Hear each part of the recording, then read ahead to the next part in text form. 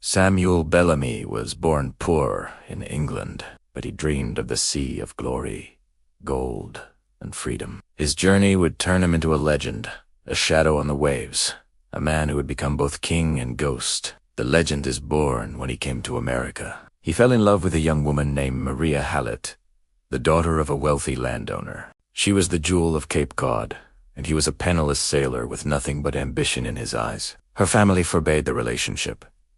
She was rich, he was nothing. They saw him not as a suitor, but as a stain upon their name. But Sam saw a future in Maria's eyes, and he would not let it go. So Sam made a promise. He would sail away, earn his fortune, and come back to marry her. He swore to her that he would return, not as a poor boy, but as a king with a treasure worthy of her hand. With that vow, he turned his back on the shore and set his face toward the horizon, where destiny waited. The pirate king Sam first tried his luck as a treasure hunter, seeking sunken Spanish galleons off the coast of Florida. But the sea gave up nothing. Frustrated, and with his pockets still empty, he made a fateful choice. If he could not find a fortune, he would take one. He turned to piracy. In less than a year, Bellamy captured over 50 ships. His rise was meteoric.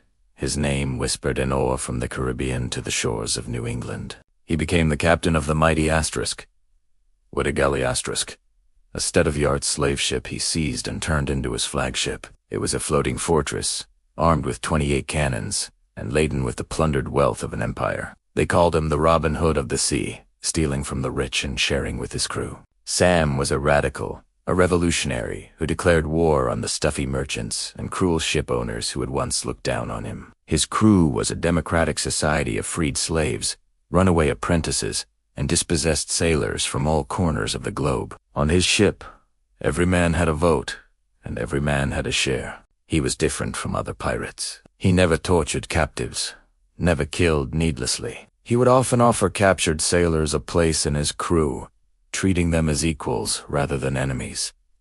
Even his enemies respected him. One captured captain described Bellamy as a man of great courage and conduct, who treated him with civility and generosity. Sam saw himself not as a thief, but as a liberator. The storm with the asterisk, Whyddah's asterisk, hold overflowing with indigo, ivory, gold, and silver from dozens of captured vessels. Sam Bellamy was the wealthiest pirate in history. He had his fortune. It was time to keep his promise. A tournée de asterisk, Whydah asterisk, not charting a course for Massachusetts, for Cape Cod, for Maria. But on April 26, 1717, as the Whydah asterisk approached the coast of Massachusetts, the sea turned violent.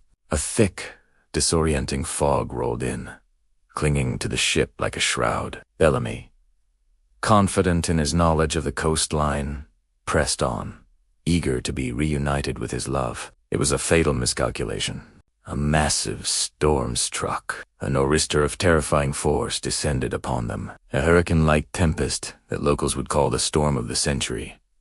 Waves as tall as mountains crashed over the decks. The wind shrieked through the rigging, tearing the sails to ribbons. Witnesses saw lightning split the sky. And then, nothing. The monstrous waves lifted the 300-ton Whydah asterisk and hurled it onto a sandbar just 500 feet from shore. The main mast snapped like a twig, and the ship capsized, dragged into the churning depths. The discovery the next morning, the beach was covered with wreckage. The shore of what is now known as Marconi Beach was a grim tableau of splintered wood, torn sails, and shattered hopes. Bodies of 100 men washed ashore. The sea had claimed Black Sam and his crew, swallowing their dreams in their treasure hole.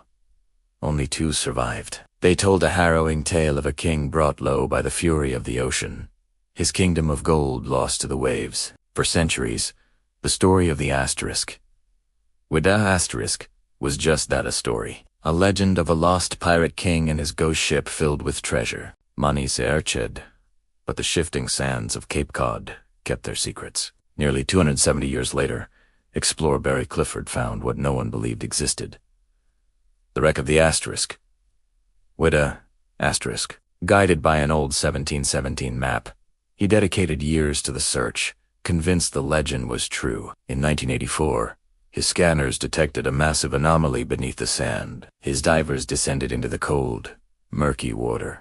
What they found was astounding. Cannons, gold coins, and silver bars scattered across the ocean floor. They uncovered thousands of Spanish pieces of 8, African jewelry, and Akan gold. The ship's bell, inscribed with the Whydah Galley 1716, was brought to the surface, proving Bellamy's legend was real. It was the first and only authenticated pirate shipwreck ever discovered. The ghost of the sea. The treasure confirmed the story of Bellamy's incredible success, but still, no trace of Sam. His body was never identified among those washed ashore. Did he go down with his ship, a captain loyal to the end, or was he one of the many lost to the depths? His final resting place known only to the sea. Some say his spirit never left. Locals claim that on stormy nights, you can still hear the *Whydah bell ringing from beneath the waves. They say the ghost of Maria Hallett, branded a witch for her love of a pirate, still walks the cliffs, eternally waiting for her lost sailor to return from the fog. His story is a reminder that the sea gives, but it also takes. It is a tale of love, rebellion, and a fortune won and lost in the blink of an eye. A whisper in the wind, calling for Maria.